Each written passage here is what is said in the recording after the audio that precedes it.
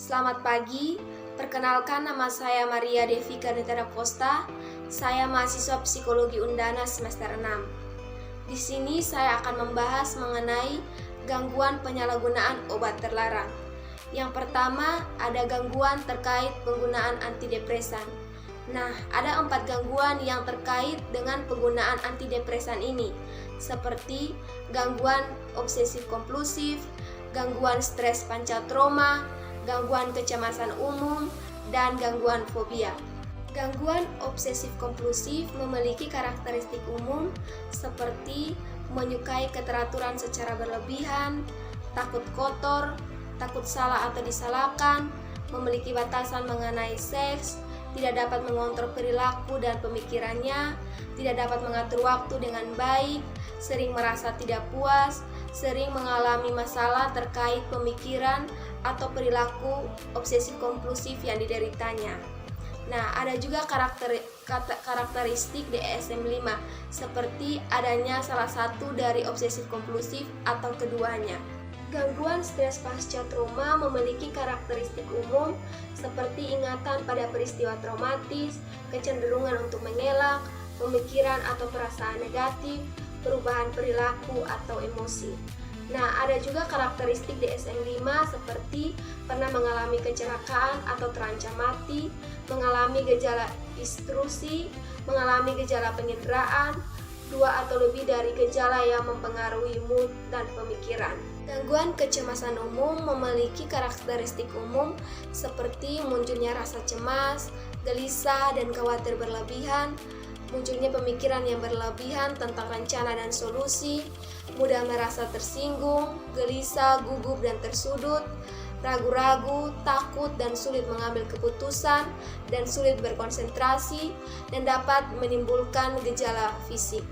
Nah, ada juga karakteristik DSM-5 seperti mengalami kecemasan berlebihan, sulit mengendalikan perasaan cemas, rasa cemas mendominasi keseharian, mengalami 3 gejala di antara uring-uringan, kelelahan, kegelisahan, otot tegang, atau insomnia bagi orang dewasa, dan di antara gejala-gejala tersebut bagi anak-anak, kecemasan yang tidak ada kaitannya dengan kondisi psikologis lainnya.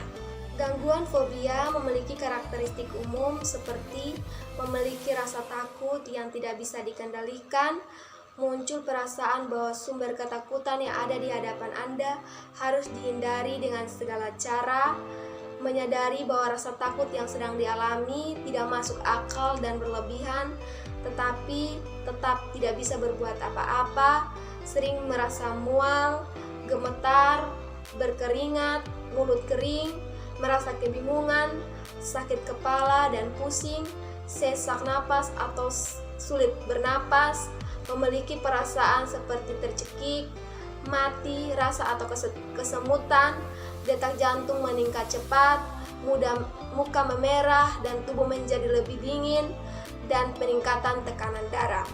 Nah, ada karakteristik DSM-5 seperti rasa cemas dan takut yang berlebihan, sulit mengendalikan rasa khawatir, kecemasan kekhawatiran disertai dengan gejala. Yang kedua, ada gangguan terkait penggunaan stimulan. Yang pertama ada jangka panjang. Nah, jangka panjang di sini dapat menyebabkan masalah medis yang cukup serius seperti kecanduan jangka panjang. Yang kedua itu ada efek jangka pendek. Nah, efek jangka pendek di sini meskipun penggunaan stimulan dalam dosis kecil, tapi masih membawa dampak yang cukup serius bagi pengguna seperti kejang-kejang, penurunan nafsu makan, dan sebagainya. Ketiga, ada gangguan terkait penggunaan opioid. Opioid memiliki gejala seperti pupil mengecil dan melebar, euforia dan disforia, apatis, retardasi psikomotorik, mudah mengantuk atau tidur, cadel, gangguan fokus, daya ingat menurun, dan perilaku maladaptif. Yang berikutnya ada kecemasan. Nah, kecemasan psikologik timbul pada seseorang apabila ia tidak memakai mekanisme pembelaan diri positif dalam menghadapi suatu masalah atau stres. Yang berikut ada PRTM. Metadon adalah derivat opioid yang berbentuk cairan yang dapat diberikan melalui mulut yang mempunyai khasiat serupa dengan opioid sehingga dapat mencegah simptom putus asa dan mengurangi sugesti. Yang berikut ada kecemasan saat terapi. Durasi aksi metadon melebihi 24 jam. Dengan demikian, pemberian satu zat kali sehari sudah adekuat. Yang keempat, ada gangguan terkait halusinogen. Nah, yang pertama ada gangguan mental dan perilaku. Konklusif kesulitan dalam mengabaikan perilaku keadaan putus zat secara biologis terbukti adanya toleransi, mengabaikan menikmati rasa senang atau minat lainnya, dan mengabaikan akibat penggunaan zat bagi kesehatannya. Nah, ada juga kriteria pengguna. Dapat menggunakan zat dalam jangka waktu panjang, tidak menghentikan penggunaannya, obsesi dalam mendapatkan zat tersebut, ketagihan atau kecanduan, tidak mampu mengolah diri dari kewajiban dan simptom putus asa. Kelima, ada gangguan panik.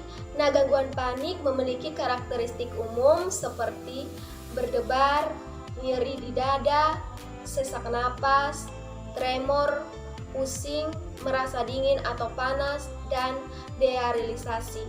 Nah, ada juga karakteristik DSM-5 seperti sering merasa panik tidak terduga secara berulang dan serangan panik setidaknya terjadi dalam sebulan, diikuti dengan rasa khawatir dan perubahan perilaku. 6. Ada depresi. Nah, depresi di sini memiliki karakteristik dari aspek psikologi seperti sering merasa dihantui rasa bersalah, merasa rendah diri, putus asa, tidak berharga, merasa cemas dan khawatir, merasa negatif, sensitif, sulit dalam berkonsentrasi, apatis, tidak memiliki motivasi di dalam diri, dan melakukan self-harm. Yang berikutnya ada karakteristik aspek fisik, di mana selalu merasa lelah, menurunnya daya makan, insomnia, suka merasa mual, pusing dan rasa nyeri yang tidak jelas, bicara atau gerak tubuh yang lambat, tidak ada gairah seksual, dan berat badan turun secara drastis. Nah, menurut karakteristik DSM-5, memenuhi karakteristik F3.2, waham, halusinasi, stupor, dan depresi. Nah, ada juga penyebab dan dampak dari penyalahgunaan obat terlarang, seperti pergaulan bebas dan lingkungan kurang tepat, kurangnya ilmu agama, keinginan untuk sekedar mencoba, dan menurut Aladin sendiri, adanya penyebab dari dalam diri, keluarga, dan lingkungan. Dampaknya itu seperti dampak fisik, seperti sering kejang-kejang, gangguan pada jantung, dan kesehatan reproduksi yang menurun, serta adanya dampak pada psikologi seperti sulit berkonsentrasi, apatis, dan sering tegang. Berikutnya ada treatment untuk mengatasi ketergantungan penggunaan obat-obatan. Yang pertama ada rehabilitas medis. Yang kedua ada rehabilitas psikologis dan terapi. Dan yang ketiga ada rehabilitas sosial. Mungkin ini saja yang bisa saya sampaikan. Mohon maaf jika ada kesalahan. Terima kasih.